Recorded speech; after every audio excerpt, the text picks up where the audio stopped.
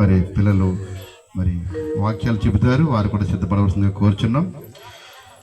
వాక్య పట్ల భాగము మన మధ్యలో సహోదరులు మురళి గారు మత్తయి సువార్త 1వ అధ్యాయము 18వ వచనం నుండి చివరి వరకు, అలాగే రెండవదిగా లూకా సువార్త 2వ అధ్యాయము 1వ వచనము నుండి 14వ వచనం వరకు మరి సిస్టర్ మల్లిక గారు వారు సిద్ధపడి ఉండాలి.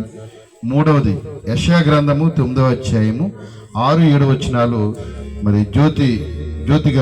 జ్యోతిరాణి గారు మరి వారు కూడా సిద్ధపడాల్సిందిగా కోరుచున్నాం. మొదటిగా తమ్ముడు మురళి గారు మత్తయి సువార్త 1వ అధ్యాయము 18వ వచనం నుంచి చివరి వరకు. వాక్యపఠనం చేసుకున్నాం ప్రియులారా.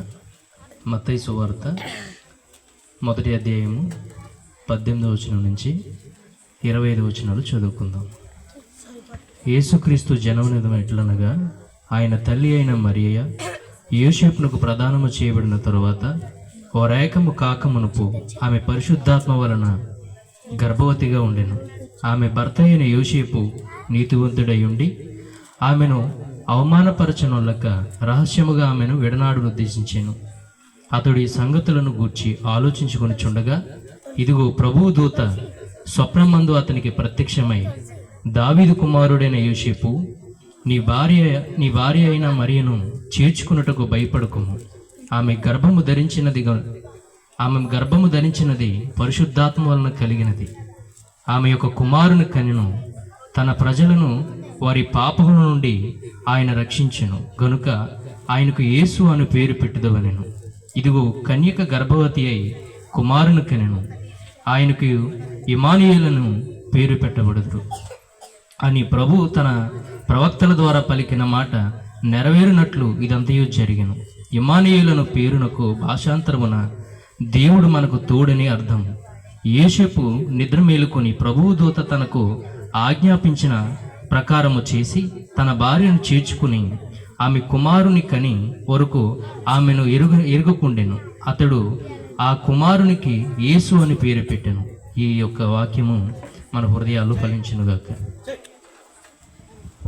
వాక్యం చదివిన తమ్ముడు మురళి గారికి ప్రత్యేకమైన వందనాలు తెలియజేస్తూ, మరి రెండవ వాక్య పఠన భాగము లూకా సువార్త 2వ అధ్యాయము 1 నుంచి 14 వచనాలు మన మధ్యలో మిస్టర్ మల్లిక గారు చదువుతారు. అలాగే మూడవదిగా సిద్ధపడి ఉండండి యెషయా గ్రంథము 9వ అధ్యాయము 6-7 వచనాలు మన మధ్యలో జ్యోతి సిస్టర్ గారు సిద్ధపడవలసిందిగా కోరుచున్నాను.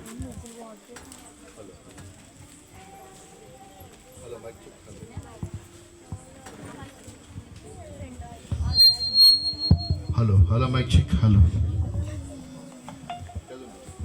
లూకా సువార్త 2వ అధ్యాయం 1 నుంచి 14 వచనాలు ఇలాగూ రాయబడి ఉన్నవి. ఆ దినములలో సర్వలోకమునకు ప్రజాసంఖ్య వ్రాయవలనని కైసరు ఐగుప్తు వలన ఆజ్ఞ అయ్యెను. ఇది కురేనియా సిరియు దేశమునకు అధిపతి అయి ఉన్నప్పుడు జరిగిన మొదటి ప్రజాసంఖ్య. అందరూ ఆ సంఖ్యలో వ్రాయబడుటకు తమ తమ పట్టణమునకు వెళ్ళిరి. యోసేపు దావీదు వంశములోను గోత్రములోను పుట్టినవాడు గనుక తనకు భార్యగా ప్రదానము చేయబడి గర్భవతి అయి ఉండిన మరియతో కూడా ఆ సంఖ్యలో రాయబడుటకు గలిలయలోని నజరేతు నుండి యూదయలోని బెత్లెహేము అనబడిన దావీదు ఊరికి వెళ్ళెను. వారక్కడ ఉన్నప్పుడు ఆమె ప్రసవ దినములు నిండెను గనుక తన తొలిచూలు కుమారుని కని పొత్తిగుడ్డలతో చుట్టి సత్రములో వారికి స్థలము లేనందున ఆయనను పశువుల తొట్టిలో పరుండబెట్టెను. ఆ దేశంలో కొందరు గొర్రెల కాపరులు పొలములో ఉండి రాత్రివేళ తమ మందను కాచుకొనుచుండగా ప్రభువు దూత వారి వద్దకు వచ్చి నిలిచెను. ప్రభువు మహిమ వారి చుట్టూ ప్రకాశించినందున వారు మిక్కిలి భయపడిరి. అయితే ఆ దూత భయపడకుడి, ఇదిగో ప్రజలందరికీ కలగబోవు మహా సంతోషకరమైన శుభవర్తమానము నేను మీకు తెలియజేయుచున్నాను. దావీదు పట్టణమందు నేడు రక్షకుడు మీ కొరకు పుట్టియున్నాడు. ఈయన ప్రభువైన క్రీస్తు. దానికిదే మీ కానవాలు. ఒక శిశువు పొత్తిగుడ్డలతో చుట్టబడి ఒక తొట్టిలో పండుకొని ఉండుట చూచి మీరు చూచెదరని వారితో చెప్పెను.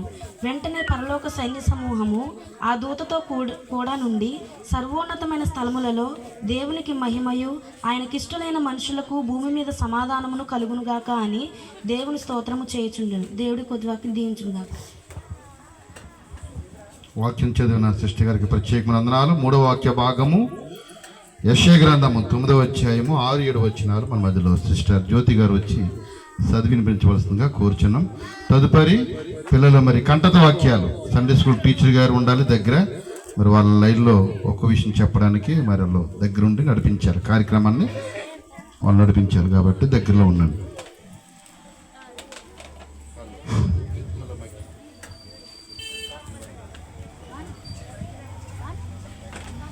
Hello mic check.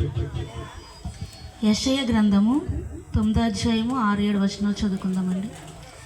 ఏలయనగా మనకు శిశువు పుట్టెను, మనకు కుమారుడు అనుగ్రహింపబడెను, ఆయన భుజం మీద రాజ్యభారం ఉండును.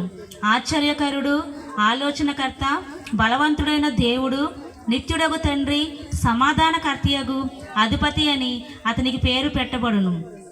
ఇది మొదలుకొని మితి లేకుండా దానికి వృద్ధియు క్షేమమును కలుగునట్లు సర్వకాలము దావీదు సింహాసనమును రాజ్యమును నియమించును. న్యాయం వలనను నీతి వలనను రాజ్యమును స్థిరపరచుటకు అతడు